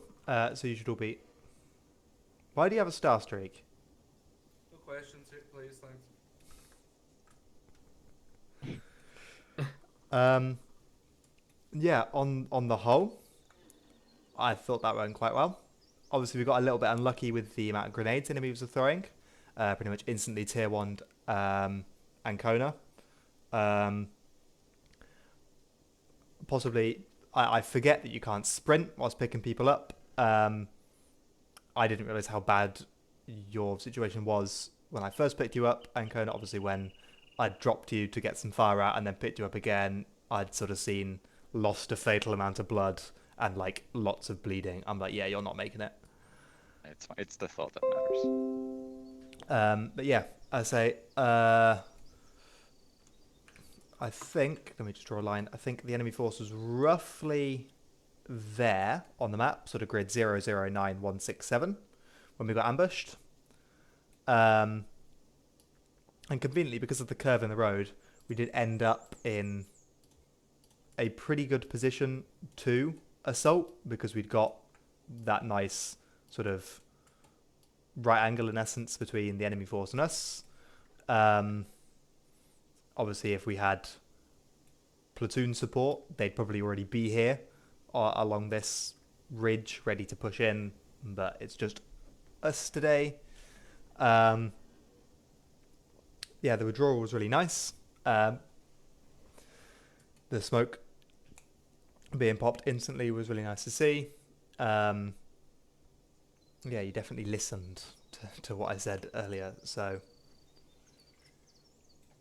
McCarthy, anything from you? Obviously, you'll have had a better overview of things from Zeus. Yeah, y'all reacted pretty well. The smoke was good. Just a couple of points there. I noticed, like, when you're moving and you're engaging somebody, remember there's always quite a lot of Zeuses now. So if you're in contact, you want to be like this to a tree. So if you get shot at, get behind it and move to a different position. Don't just go on to one-on-one shootouts with the enemy. Move from your position, you've been shot at by someone, to a different position to get an angle on, shoot them back, and and try and catch them off. But other than that, very well. Good. Cool. So.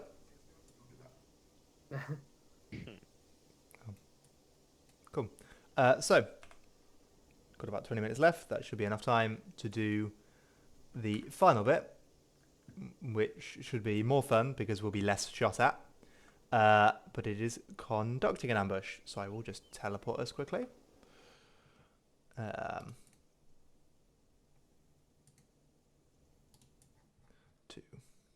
somewhere.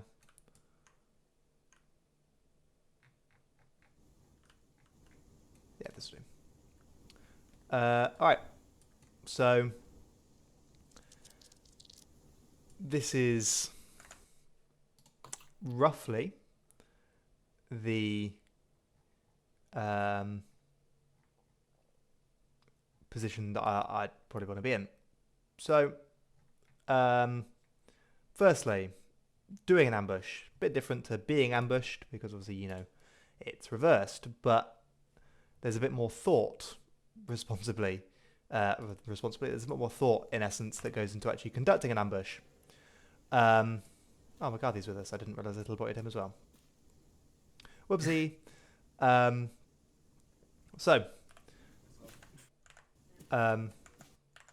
Yes, with an ambush, there are three key elements. Or actually, I'll start from the beginning. There are 2 types of ambushes. Can anyone name the 2 types of ambush? Teacher mode engaged. L ambush, L-shaped ambush. That is one of them. That is a correct answer, but not the pair of ambushes that I'm looking for, if you get what I mean. I'm looking for snap ambush and deliberate ambush. Ah, right. Okay. The L-shaped one is sort of like a subset of a deliberate ambush, in essence. So, using any sort of context clues, can anyone guess what a snap ambush might be or what a deliberate ambush might be? Go on. Is a snap ambush more ad hoc in the moment when you spot an incoming enemy force, whilst the deliberate one is one where you know an enemy force is going to be passing through an area? Yes, exactly. So I don't think I have any big MSRs in our sector, but I'll just use the example of where we are now. We're currently in grid 013162, and say we've had some information that enemy convoy or whatever, or enemy troop movements, and they come from the town of Nepala, however you pronounce that, and it's going to move down past us on its way to Pispa. That it. We know that the only way the enemy can go is past us. So this is some information, it's confirmed. So we'd set ourselves up in an ambush, possibly on this hill, probably on this hill, and just wait for them. That's a deliberate ambush. A snap ambush might be, might not even be on a road. You could be moving through a forest.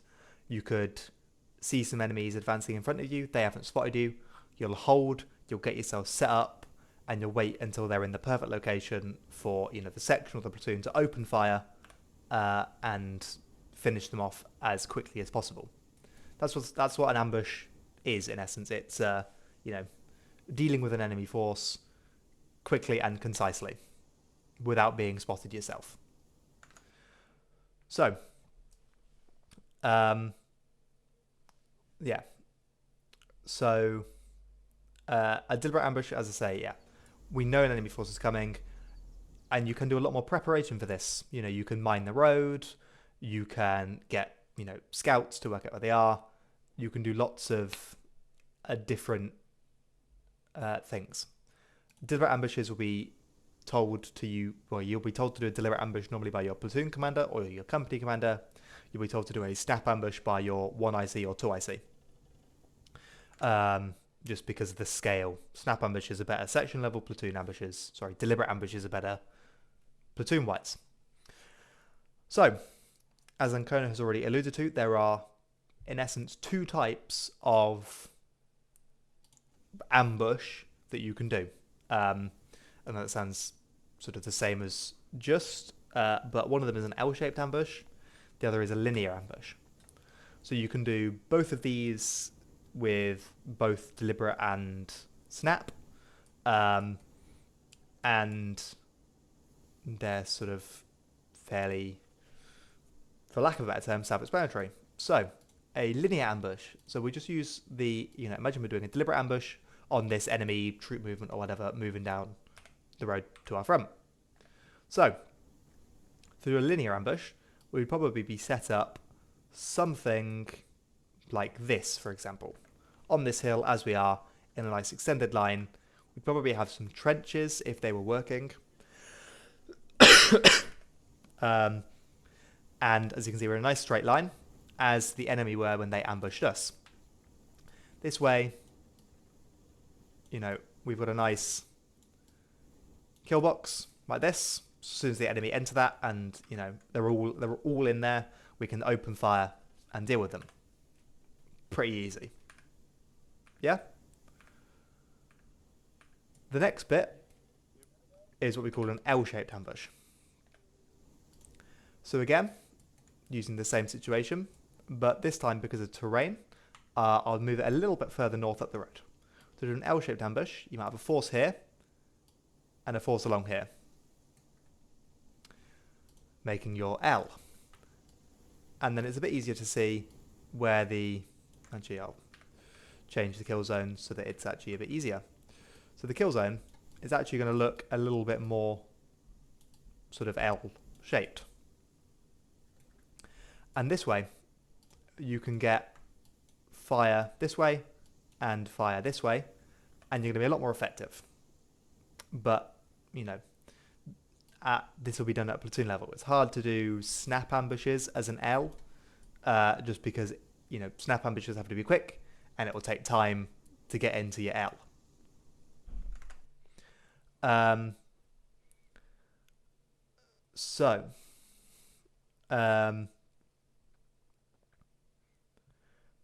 Actually, I sort of cooked up an L-shaped ambush would be, say, let me get a nice yellow arrow. Say the enemy forces are moving that way. Ideally, you want the fire to be coming from behind them. That is the best situation that you can do. Other things that we do in an ambush, essentially at platoon level, you'll have possibly like a forward element. So I'll get some lines done. So you might have 1-3 Charlie, like there. Then we'll end up with, say, 1-2, 1-1, for example. I'm just sort of guessing. And then we might end up with, this is obviously very sort of poor terrain to do this, but we might end up with 1-3 Delta over here. So 1-1 and 1-2, they're going to be the main bulk of the ambush force. In fact, it'd be better if 1-2 looked a bit more like that to get a nice L. 1-3 Charlie and 1-3 Delta. This is the Charlie is a scouting and cutoff group, and the Delta is again a cutoff group. So 1-3 Charlie. So well, if it was today, it'd be myself and Ancona. We'd be set up here, and we'd, you know, be the first people to see the enemy force. We want to make sure that we're nice and stealthy. The last time we did something like this, we had FSG with us, so that they were in a sort of further away position to launch javelins and things. But, you know, we'll be radioing up as soon as we see the enemy force, as soon as they pass us. And then if any enemy force attempts to withdraw to the north, we are there to prevent them from doing that. As I say, 1-1, 1-2, they'll be doing the actual ambushing. They'll be set up. They'll get, you know, loads of fire onto the enemy force. And then 1-3 Delta, again, is the boring job in an ambush, but you're the southern cutoff group. You might get some eyes onto the enemy force, depending on, again, terrain and positioning, but you're mainly there to make sure that no one can escape the cutoff group to the south. Because obviously, as we saw when we were ambushed, if you simply just peel out the kill zone, you know, it's a lot easier then to, you know, turn the tables on the enemy. But with this, the force to the north and to the south, you can't do that because the kill zone is much more extended. That's deliberate ambush. It's, you know, very fun to do. What else? Vehicle ambush. I kind of can't be asked to do vehicle. Actually, no. I'll explain vehicle ambushes very quickly. So this is not really when you're ambushing with vehicles, but you are ambushing vehicles, if that makes sense. Against them, basically. Yeah. So there's a convoy of trucks, or, you know, whatever. There could be IFVs, MBTs, you know, trucks, APCs, whatever, any combination. There are some certain things that you need to remember, which obviously are different to just simply shooting at infantry. Because when you are just shooting at infantry, you just need to kill infantry. When shooting at vehicles in a convoy, the first things that need to be done with your anti-tank you hit the lead vehicle, and then you hit the rear vehicle. This boxes the enemy force in and makes it a lot more difficult for them to, reverse or drive forward out of the kill zone. Then, when you are engaging, if it's a light-skinned vehicle or whatever, aim for the tyres, the engine block, and the drivers. Obviously, tyres and engine block will make it a lot more difficult for them to go anywhere if you manage to disable it. And, killing a driver will, it will confuse the enemy, and also means that someone has to physically get out of the vehicle to swap seats into the driving position if you've also killed the front passenger. Then, once you've taken out the first and the rear vehicle, you need to take out any enemy vehicles in order of priority, or rather in order of threat level. So if there's an MBT and there's like a gas with a little dishka on it, kill the MBT first. That, poses a lot more threat to you than the little gas. If possible, if you've got the numbers, if you've got the AT, you want to ideally be having 2 people, or the 2 anti-tank pieces per vehicle, so that if you miss or you don't fully disable it, there'll be someone who's ready to just immediately smack it again. Then, obviously, I forgot one important point of the ambush, especially with infantry. One section if we do an infantry 1-2, for example, they will push down and go through the kill zone just to make sure everything's dead. If you're doing this with vehicles, stay away from any knocked out vehicle, because any secondary explosion that might happen can very easily, murder you. It's, big booms hurt. And then finally, in especially vehicle assaults, we can use decoy devices. So we might put like a broken down vehicle on the road to sort of stop the enemy force, because, they could suspect it's got an IED or whatever. Or, you could then place, if you have them, so, say we got a dead vehicle there on that sort of T-junction, forcing the enemy to halt, we could have laid explosives along the road, roughly in the positions that they had stopped in, so that when they do stop, someone can flick their clacker and boom. However, we don't really carry explosives, it's more a 5-2 thing. So, that's ambushing. We've got some time, so we're going to do a quick linear ambush from our position. So I'll just draw like a line or two on the map. Obviously, we can't use trenches, so it'll be a bit more difficult. So we've got a nice line on the map. So if we just get into an extended line, making sure everyone's got eyes on the road. Preferably with some hard cover or prone or whatever. And I'll spawn some infantry and get them on the move, and we can shoot them. Can I have some Dakar activity, please? Do you want some AT? Do you want to do Vix? 762. There's a bit of belts, they'll be able to go straight in. Okay. So yeah, we'll have Delta on the left, Charlie on the right, roughly, and yeah. Do you want to do just infantry, or do you want me to drop a box of AT and we'll get some Vix in the mix? We can have maybe Just infantry? A firm, nice one.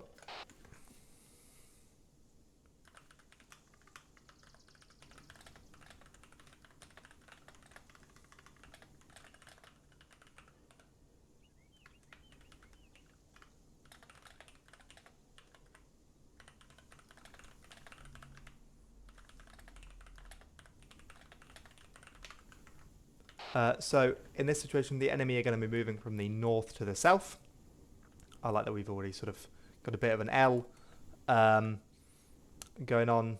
But yeah, hopefully McCarthy will help Zeusing. I'll spawn some enemies. I'll get them moving down the road, and we can conduct an ambush. Make sure you have a nice fresh magazine in, and whatnot.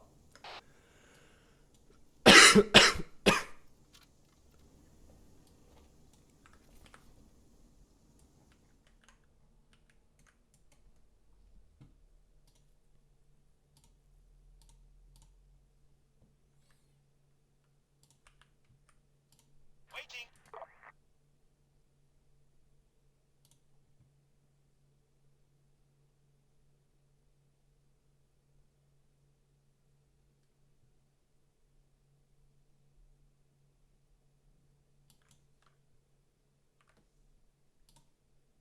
Waiting. Standing by. Ready for orders.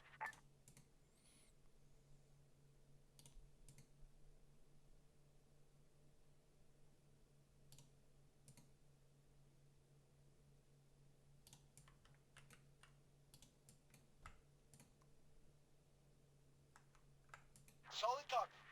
On the way. Roger. On the way. On the way.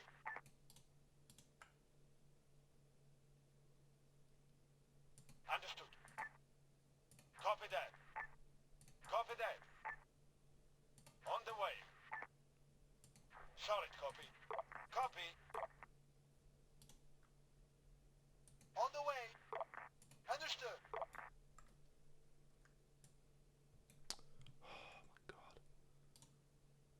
Waiting.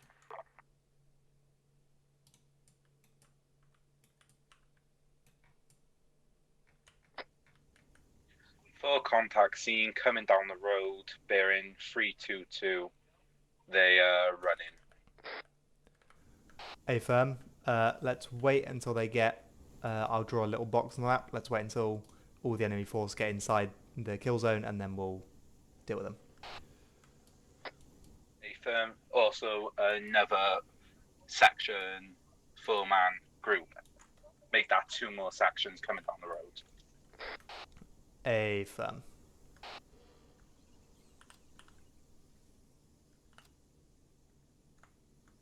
Alright, so a lovely white box on the map. This is roughly where we want all the enemies to be when we start engaging. Are we allowed to pop nade as well? Yep, grenades, whatever you need. As I think I mentioned earlier, ambushes are all about dealing with the enemy as quickly as possible.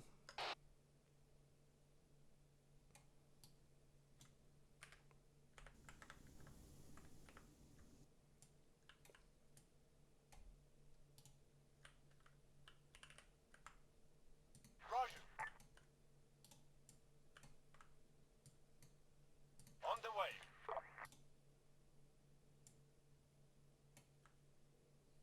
Copy.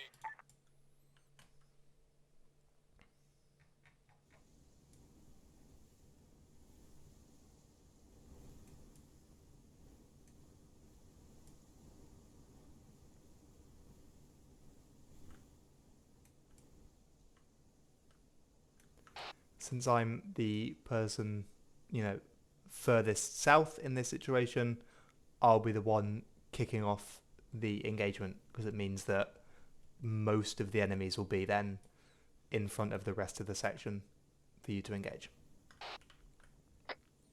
A firm. Enemies begun movement into the kill zone.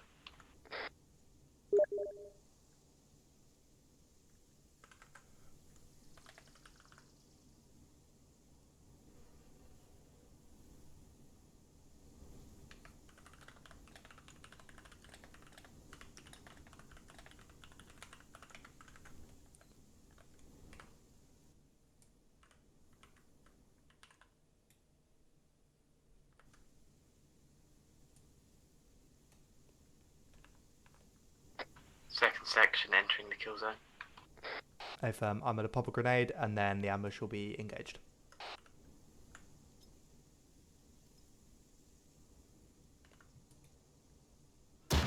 Right, rapid fire.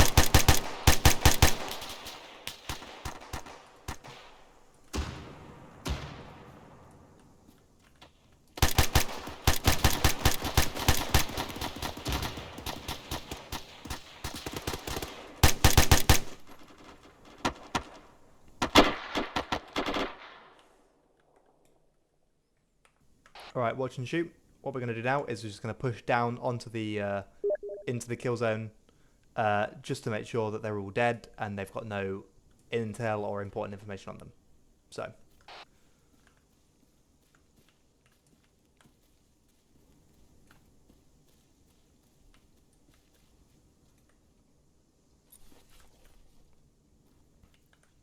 Hello. Hello. Just in future, by the way, you actually break off the two off an end and push them around whilst the other ones keep cover. Oh yes, you do, don't you? I've got platoon shit in my head when it's like a whole section. Yeah. You need to set up your stops, your killing group, in the center. You know. Yeah. Just remember that future. And then you push through, clear out. Right. So you push, take off two. They come around, and they join the rest, and you all move off. Because you've done your sweep, and then you move back through your ER. Doesn't appear to be any intel over here, but there is a brigade soldier, potentially a captain. Over. Hello. Hello. Stop trying to stand on my section members. He ain't your section member. He's my reservist bitch. No, you're not in charge of reserves. Haulers. I could have sworn everyone was like displaying as dead in Zeus. That's why I get paid big bucks. I don't get paid anything. I would say, yeah, you get paid.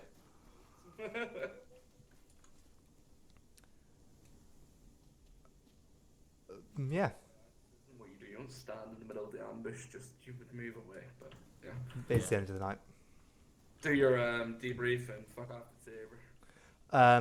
Yeah, I mean, frankly, I slightly cocked up. It should have only been 2 people because I've still got, when it's a platoon ambush, it's normally a whole section who'll sweep. So normally you do just take 2 people out to sweep whilst the rest can actually keep cover. So my bad. Another thing that I should have considered is we need some stops. So probably if we had more people, I suggested we'd have moved maybe 1 person each to the 2 red dots, so that we've got the stops on the kill zone, and those 2 would be the ones who then push in and sweep. So we'll all remember that for next time. But on the whole, ignoring those issues, which were entirely my fault, I thought it went well. Obviously, you know, the enemy force is all dead, none escaped. We dealt with them in really nice, quick time. So yeah, that was a pretty good ambush. Any questions or anything or whatnot? No, none for me.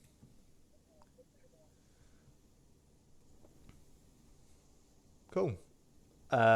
So with that, I'm pretty sure I'm good to say end X. Thank you.